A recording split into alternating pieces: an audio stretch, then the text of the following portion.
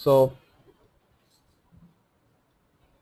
let's start today's session where we have continued yesterday.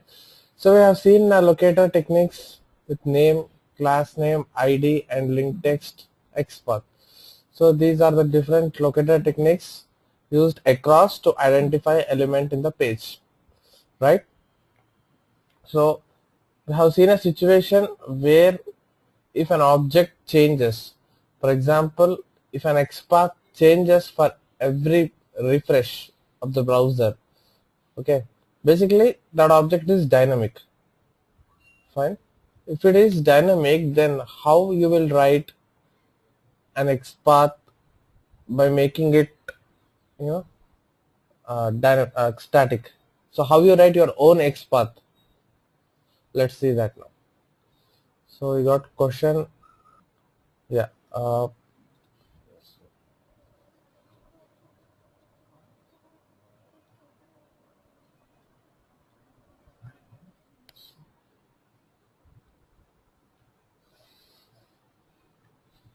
Here, one second.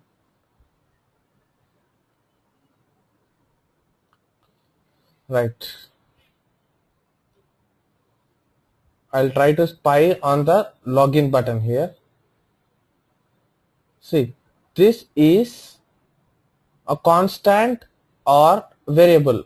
Okay, I think it's constant because yesterday also when we have seen ID is same, right? So you can directly use this and say driver dot find element by the XPath this and dot click. It will work. But what if this ID changes every time? So next time when you try to give the same XPath, the test case will fail, saying that now ID is different. So this kind of scenario we say as dynamic objects. So then how you have to go with an XPath when there is something dynamic keeps on changing for every refreshing of the browser. Okay, you can overcome it by writing an variable XPath. Okay, to handle these dynamic objects. So now I'll show you how to design our own XPath. It's very simple. Syntax is // tag name, the rate of attribute equals to value. That's all. This is the syntax of the own customized XPath. Right now, when you spy in the login button, this is the related HTML properties for that button, right? That got highlighted. First, bring out, copy the entire HTML related properties for that object. Copy it here. Now come down. So what is tag name here? See, tag name starts after this arrow. If you have the basic of HTML, it will be in this way. Okay, this arrow, tag name, and finally tag close. So whatever comes after the first right-handed arrow is called tag name. Tag name, attribute, and this is the value. Okay, in this sentence, tag name is input,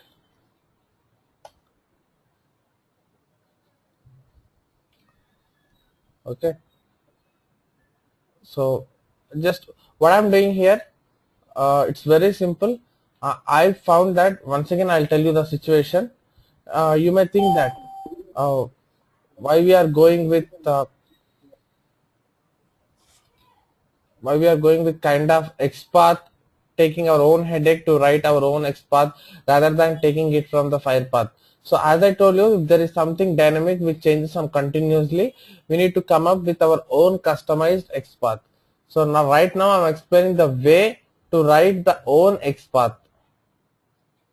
Okay, this is the syntax. Now the first and foremost step you need to do is spy here and click on login button. Take the property of that login button. See, the blue highlighted in this screen was the properties related to login button. First of all, capture entire this login button, paste it here,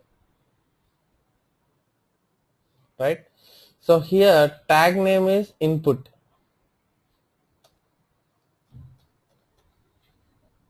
attribute equals to ID, because ID is an attribute. Value for that ID attribute is this one. So value equals to this. Now for same input there is one more attribute called type, and value for the type is submit. We have one more attribute called tab index. See, now for one login object, developer has written 4 attributes. One is ID, type, tab index, value. 4 are the attributes written by the developer, and the values for those corresponding attributes are written after that equals to. For this ID, this is the value, and for this type attribute, submit is the value, and for value attribute, login is the value. Okay, so these are the attributes and values for this login button, and tag name is input. So now what I told, this is the syntax for writing own xpath, right? Slash slash, take a tag name, it's input, and so attribute equals to value. So you need to select at one of the attribute out of this 4. We found that UOE is varying every time. Okay, on each opening the browser every time, this value is dynamic. So this is ruled out. Why to take a risk by going with this? We already found that this was changing. That's the reason we are coming to the our own xpath. So don't use this one and use this login, because it's like unique, right? This is also attribute. You can use anything.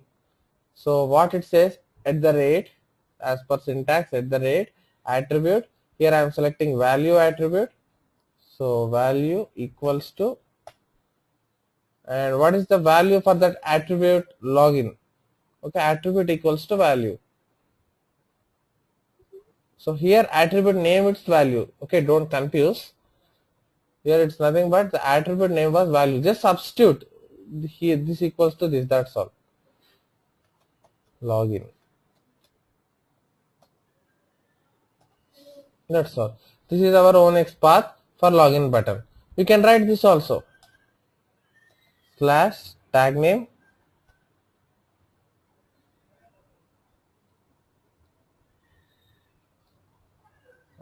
at the rate. You can select this attribute also, type equals to value for it, submit. So I'm just writing this my own xpath based upon this standard syntax. Remember this standard syntax. Okay, submit. That's all. Cool. These are, you can take any of the xpath out of these two. That's up to you.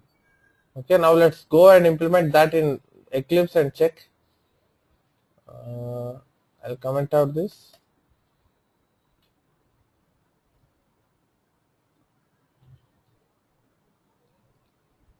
I'll create a new package.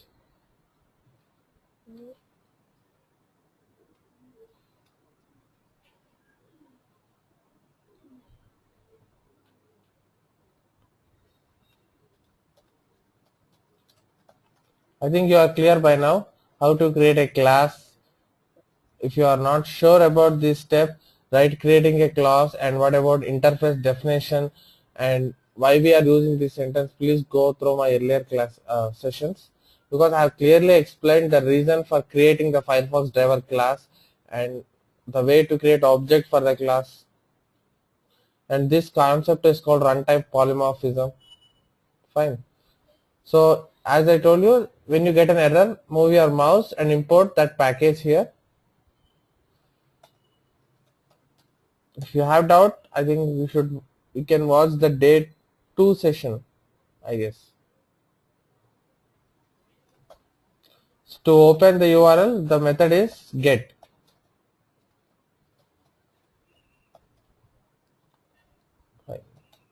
So driver dot, what I need to do, I need to find an element,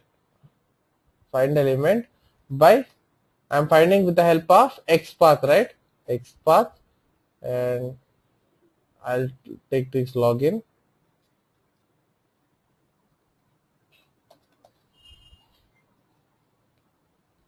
dot click. That's all. It will just click on login button. It will do nothing. Okay. It will open Firefox browser, and this is the site, and it will click on login button. Okay. It's very simple and straightforward. But what is the difference between yesterday's program and today's program? In today's program, I am not taking the help of Firepath. Okay, I am not taking the help of this Firepath. I am directly spying on my login button, taking my HTML properties, pasting in the notepad, and according to the syntax, I found my own XPath, because the XPath which Firepath gave was using ID attribute here. Now did you get what I am trying to tell? So unfortunately, they are using ID attribute here to generate XPath. Firepath is using that, but in this case, ID is changing. So as ID is changing, XPath also will fail, because this XPath was built based upon ID attribute. So what I done was, I have created my own XPath. In the place of ID attribute, I took some other attribute, because ID is differing. So I went with type or value attribute. That's it, and I pasted it here. Now it should work fine.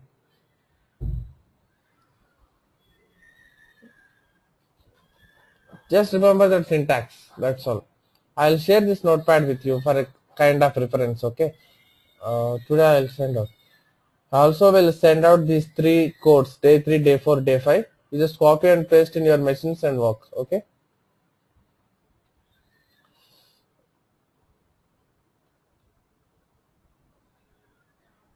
Yeah, whoever have missed yesterday class, you might look some kind of new things here, but just go through my yesterday class and come back to today class, then you will have a clear idea, because yesterday we have discussed what is XPath, what are location techniques and all.